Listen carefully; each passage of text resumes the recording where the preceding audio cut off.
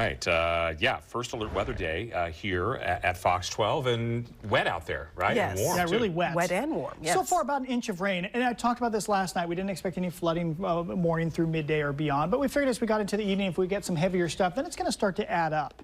Now, the other thing you probably noticed, really warm, right? In fact, last night, Riel was here live for it. It happened at 11 p.m. Pete, you experienced it going out to the parking lot. 67 degrees in Portland. That was the highest December temperature we've ever had.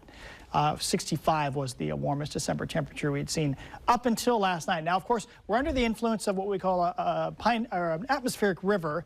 Pineapple Express is just kind of a nice little colloquial conversational term because you can guess why we call it that. Atmospheric river is a narrow channel of water vapor, generally below about 10,000 feet in the atmosphere, and typically comes out of the tropics or the subtropics. This is a common occurrence actually in the cool season, but the stronger ones don't happen that often. This one is a stronger one. Of course, we've seen them much stronger during our big flood events like 1996. This is not an amazingly strong one. Of course, we're not getting widespread flooding, but this is a warm one, that's for sure. It's all about the mountains because over the ocean, you don't get that much extra rain, but then when the moisture hits the mountains, it's forced to suddenly rise, squeezes out the moisture, we get lots of rain.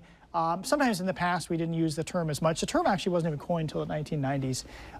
And like I said, when it's a warm one, we call it a Pineapple Express as well. And you can see right now, here's the cloud imagery from space. And you can see this feed of moisture coming up out of the tropics into Washington and Oregon. It has slipped south into northwest Oregon today. We think it just sits in that position all through the nighttime. So we do have some flood warnings out along the coastline.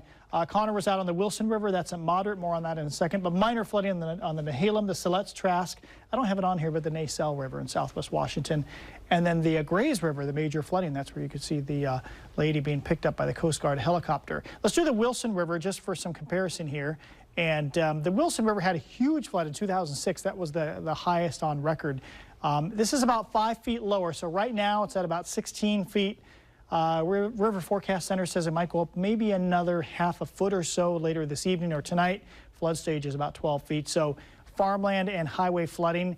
The rain will taper off, though. By daybreak along the coast, you've just got scattered showers. But we could still see this color? We could still see an inch or so here in the valleys. If we only get one more inch of rain, we're not going to have any sort of widespread flooding west of the Cascades. But we think there's a chance that we get a little more than that in spots. That's why we're going to call it a first alert day through tomorrow morning. Notice at 3 p.m. tomorrow afternoon, showers are tapering off, and then, things go back to normal. Here comes some mountain snow for Thursday. Some mountain snow. We'll cover that in more detail in the second half of the show.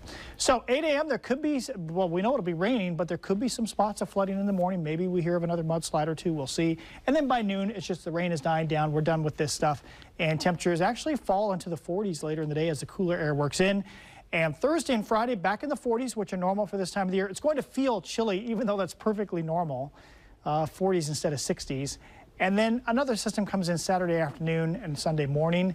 After that, we think, not to get ahead of myself too far, but we think there might be a multi-day dry spell beginning later Sunday and Monday next week.